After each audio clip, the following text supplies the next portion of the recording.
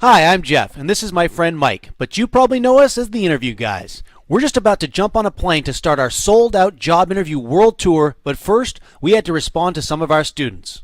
Now everybody was asking us to do another video about interview questions, so we decided to take a poll of all our students to find out which 3 they wanted us to cover. So today, we're going to talk about 3 interview questions that you'll be asked and give you some tips about how to answer each one. And make sure you watch the video all the way to the end because we've got a big surprise for you. Okay, Jeff, so what was the first question our students wanted to learn about? One of the overwhelming favorites was the question, what are your salary requirements? It seems everybody is scared about being asked this question. Well, one good way to answer this question would be to say, I'm sure when the time comes and I know more about the details of the position and how it fits into the bigger picture, we can come to a mutually agreeable figure. Now, they may press you for a specific number, so make sure that you research what the standard salary range is for your position before you go in for the interview.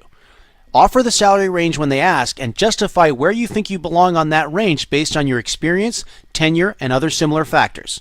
Okay, so that takes care of that question. What's the next question our students wanted to tackle?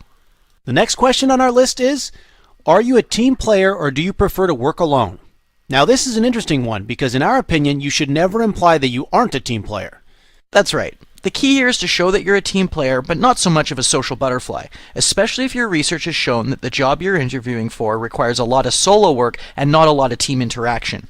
In this case, show that you do some of your best work when you are left to concentrate and work on your own, but that when the situation asks for interaction with team members, you are equally effective. Okay, so last but not least is the question, how would you describe yourself? What's the best way to tackle this one, Jeff? Well, I'll tell you how you shouldn't be answering this question. You don't want to use this opportunity to start listing off your personal history, interests, hobbies, or any other personal information. What you want to do is highlight 1 or 2 of your strengths and pair them with accomplishments, or what we like to call success stories. In other words, lead with your strengths and accomplishments and then follow up with a good example of that personal description in action. So there you have it, a few tips on how to answer the questions most requested by our students.